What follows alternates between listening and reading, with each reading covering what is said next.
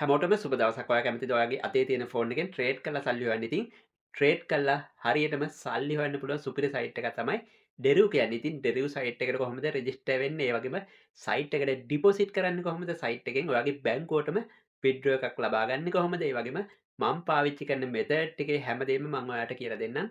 දිගටම සෙට්ලා ඉන්න මේ channel එකත් එක්ක අපි අද බලමු කොහොමද ඩෙරිව් account එකක් හරියටම හදාගන්නේ කියලා. අපි යමු වීඩියෝ එකට.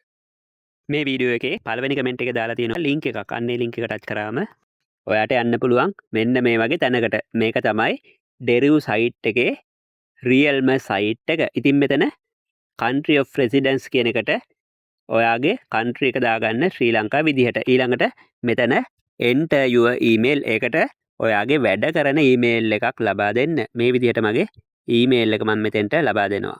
මෙතන sign up button එක ටච් කරන්න. දැන් ඔයාට මේ වගේ නොටිෆිකේෂන් එකක් බලාගන්න පුළුවන්. ඔයා යන්න දැන් ඔයාගේ අර ලබා දීපු ඊමේල් ඇඩ්‍රස් එකට.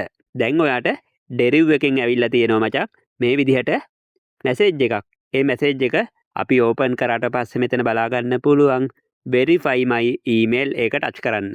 දැන් මෙතන නැවතත් ලබා දෙන්න ඔයාගේ country එක ශ්‍රී ලංකා කියලා. ඊළඟට මෙතෙන්ට strong password එකක්. ඒ කියන්නේ capital ලකුරු, simple ලකුරු, ඒ වගේම ඉලක්කන් ටිකක් මෙතෙන්ට ලබා දෙන්න ඕනි. ඒක ඔයා හොඳට කල්පනා කරලා ලබා දෙන්න. මොකද මේක තමයි දිගටම අපි පාවිච්චි කරන account එක. හරි, ඊළඟට මෙතන create password. දැන් මෙතන complete my profile කියන එක ටච් කරන්න. හරි, මෙතෙන්ට US ඩොලර් කියන එක ටච් කරන්න.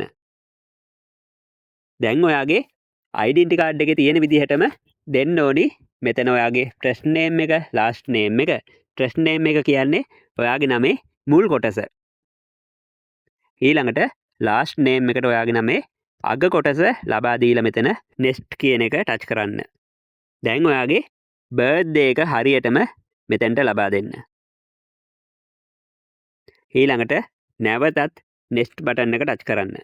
මෙතෙන්ට place of birth එකට ශ්‍රී ලංකා ලබා දීලා ඔයාගේ වැඩ කරන phone number එකක් මෙතෙන්ට නැවතත් ලබා දෙන්න ඕනි.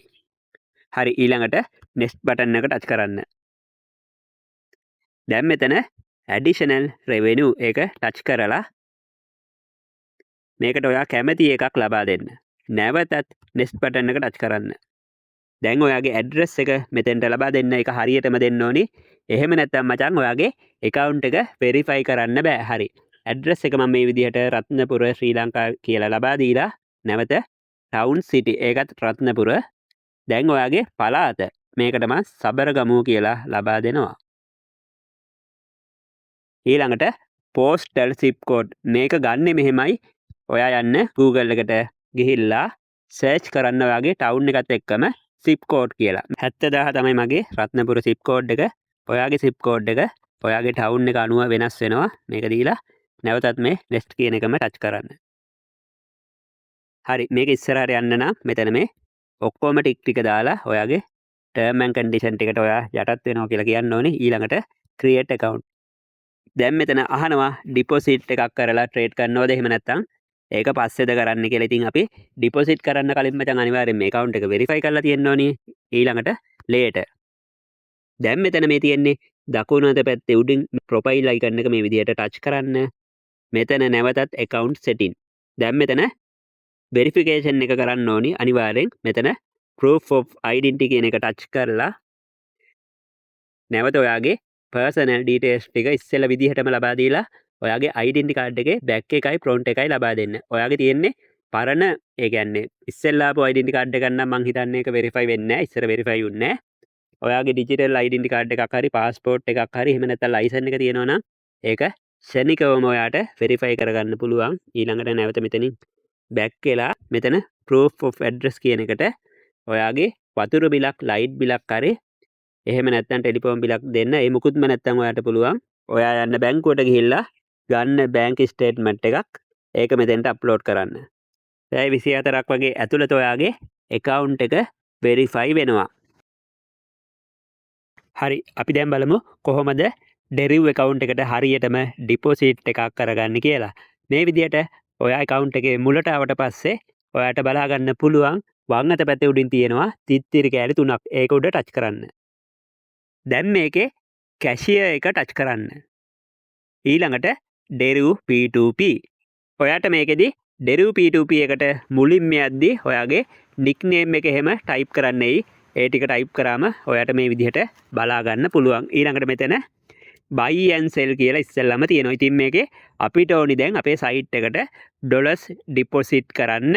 ඒ හින්දා මෙතන තියෙන මේ ලිස්ට් එකකින් අපිට පුළුවන් එක්කෙනෙක්ව තෝරගෙන එයාගෙන් ඩොලර් ටිකක් අපේ සයිට් එකට ඩිපොසිට් කරගන්න. ඉතින් ඔයා මේකෙදි බලන්න ඔයාට අවශ්‍ය ගාණ ඒ කියන්නේ මෙතන දැන් මුලින්ම තියෙනවා මෙයාගේ ඩොලර් 10 ඉඳන් ඩොලර් 10ක්ම අපිට buy කරන්න පුළුවන්. ඒකෙදි ඔයාට පහලින් මේ ලොකු ගණන් වුණත් එකපාර buy කරන්න පුළුවන්. ඒ කියන්නේ ඩොලර් 500,000 වුණත් අපිට මේ සයිට් එකට එකපාර ඩිපොසිට් කරන්න හැකියාව තියෙනවා. ඉතින් ඔයා මේකෙදි පොඩ්ඩක් මෙතන මේ තියෙන රේටින් බලන්න. මම දැන් මෙතන මේ buy USD කියන එක ටච් කරනවා.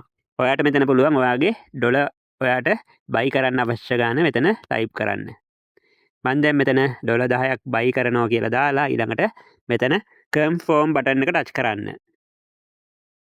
ඊට පස්සේ එයාට මැසේජ් එකක් දාන්න පුළුවන්. ඔයා දාන්න hi කියලා. ඊට පස්සේ එයා මැසේජ් එකක් දායි එයා ඔන්ලයින් ඉන්නවා කියලා. ඊට පස්සේ එයාගේ bank details ඔයාට බලා ගන්න පුළුවන්. ඉතින් ඒ bank details එකට ඔයා ඩිපොසිට් එක කරන්න.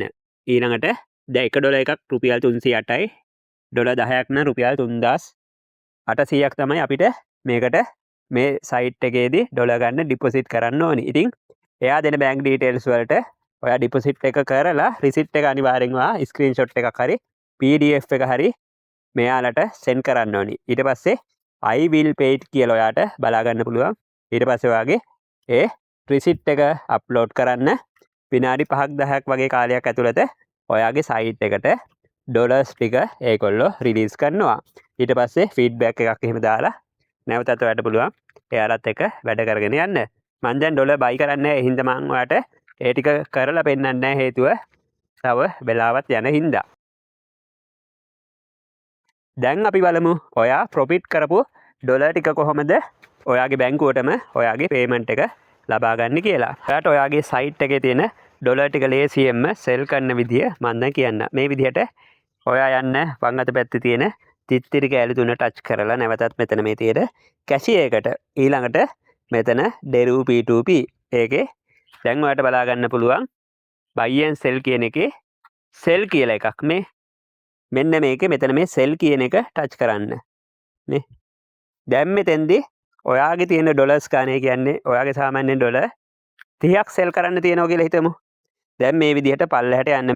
මෙතන යාට පුළුවන් මගේ දැන් ඩොලර් 37.40 යන්න තියෙන්නේ. මට මේ ටික සෙල් කරන්න ඕනි නම් මෙතන මේ 37.40 යන්නේ sell USD ටච් කරා. ඊළඟට මගේ සෙල් කරන්න ඕනි ගාන මං යටින් මෙහෙම ටයිප් කරලා කන්ෆර්ම් කරනවා. ඊට පස්සේ යා මැසේජ් එකක් දානවා ටිකක් වෙලා ඉන්න කියලා. ඊට පස්සේ ඔයාගේ බැංකුවටම එයා පේමන්ට් එක කරනවා. ඉතින් ඔයා දැන් බලයි කොහොමද ඔයාගේ බැංකුවටම පේමන්ට් එක කරන්නේ. එයා ඔයාගේ විස්තර දන්නේ නැහැ නේ බැංකුවේ කියලා. ඒකෙදි ඔයාට මේ USD සෙල් කරද්දි මෙතන පුළුවන් ඔයාගේ bank details ඇතුළත් කරන්න. ඊට පස්සේ මෙතන කන්ෆර්ම් කරාම තමයි ඒ විස්තර අනුව එයා ඔයාගේ බැංකුවට සල්ලි දාලා පේ කරා කියලා ඔයාට රිසිට් එක දානවා. ඊට පස්සේ ඔයාට පුළුවන් ඒ ඩොලර් ටික රිලීස් කරන්න. ඉතින් මේ විදිහට තමයි මේක වැඩ කරන්නේ. මං හිතනවා ඔයාට මේක ලොකු දෙයක් නෙමෙයි. මේක නෝමල් එකේ කරන්න යන්න පුළුවන් මේ වැඩ ටික කියලා. හරි. account එකේ විදිහට හදලා ඩිපොසිට් කරලා අපි ඉස්සරහට බලමු කොහොමද මේකේ හොඳ ප්‍රොෆිට් එකක් අරන් වැඩ ටික කරගෙන යන්නේ කියලා. මොනවා හරි ගැටලුවක් තිබ්බොත් අනිවාර්යෙන් කමෙන්ට් එකක් දාන්න. හැමෝටම සුබ දවසක්.